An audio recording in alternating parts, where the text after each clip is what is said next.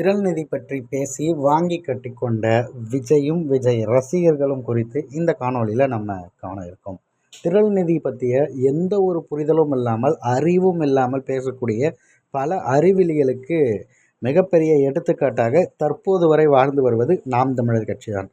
அப்படி இந்த திரள் நிதிங்கிறது என்னங்கிறது சில பேருக்கு புரியாது. அவர்களுக்கு பதிலடி கொடுப்பதற்காகவே நாம் தமிழர் கட்சியிலிருந்து வெளிவந்துள்ள ஒரு முக்கியமான விஷயம், தூற்றுங்கள் கூலிகளே உங்கள் வயிறுகள் காய்ந்து விடுவதற்குள் அப்படின்னு பதிவு பண்ணி ஐடி விங் ஒரு விஷயத்தை தெளிவுபடுத்தியிருக்காங்க.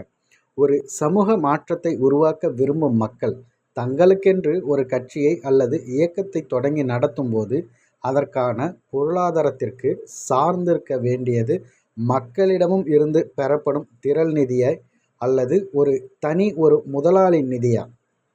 திரள் நிதியில் தத்துவமே தலைமை ஏற்கும். தனிநபர் நிதியில் முதலாளிகளே தலைமை ஏற்பார்கள். திரள் நிதியில் தொண்டர்கள் தான் முதலாளிகள். ஆனால் தனிநபர் நிதியில் தொண்டர்கள் வெறும் கூலிகள் தான். பணம் படைத்தவர்கள் மட்டுமே அரசியல் செய்ய வேண்டும் என்ற எண்ணத்தை வலிமை பெற செய்யவும், அதிகாரத்தை நோக்கி நகரும் எளிய மக்களை ஏளனம் செய்து அரசியல் தளத்தில் இருந்து அப்புறப்படுத்தவும் தான் இங்கு மக்கள் தன்னெழுச்சியாக வழங்கும் திரள் நிதி விமர்சிக்கப்படுவது, கொச்சைப்படுத்தவும் படுகிறது. இது நகைப்புக்குரியது என்னவென்றால், தன் வருமானத்தில் ஒரு பங்கை திரள் நிதியாக கட்சிக்கு கொடுத்து கட்சியின் வளர்ச்சிக்கும் மக்கள் நலனுக்கும் உழைக்கும் கூட்டத்தை கண்டு கட்சி முதலாளியிடம் கூவி பெற்றுக்கொண்டு வயிற்று பிழைப்பை நடத்தி கொண்டுள்ள ஒட்டுண்ணிகள் ஏளனம் செய்வதுதான். தூற்றுங்கள் கூலிகளே உங்கள் வயிறுகள் காய்ந்து விடுவதற்குள் அப்படின்னு தரமான ஒரு பதிலை நாம் தமிழர் கட்சி சார்பாக கொடுத்துருக்காங்க. திரள் நிதிங்கிறது வாங்கும்போது மக்களுடைய பணமாக வாங்கி அதை மக்களுக்காகவே சேவைகளுக்குள் இறக்குவது தான் திரள் நிதி. அதில் மக்கள் தான் முதலாளிகள். அதை பொறுத்து தான் பார்த்திங்கன்னா அரசியல் கட்சிகளை நகருது. ஒவ்வொரு விடயமும் நாம் தமிழர் கட்சி திரள் நிதி மூலமாகத்தான் செய்கிறது.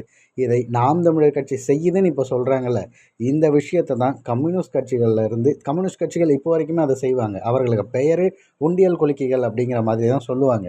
இதே விஷயத்தை இப்போ மிகப்பெரிய சொத்து தமிழ்நாட்டில் பாதியை சுருட்டி வைத்து கொண்டிருக்கிற அந்த திமுகவுடைய தொடக்கத்திலும் இதை தான் செய்தார்கள் என்பதை மறந்து விடாதீர்கள்.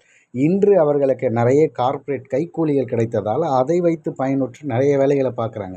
அந்த அறிவு கூட இல்லாத பலரும் கேலி செய்வது, தாவேக்காவுடன் இணைந்து திமுகவினரும் இதை கேலி கிண்டல் செய்வது என்னவென்றால், அவர்களுடைய அந்த பண்ணையார்த்தனம் தான் இங்கே வெளிப்படுகிறது, அந்த மேட்டிமைத்தனம் தான் இங்கே வெளிப்படுகிறது. ஆனால் நாம் தமிழர் கட்சி திரள் நிதி தான் வாங்கி கொள்கிறது என்பது எந்தவித மாற்று கருத்தும் கிடையாது.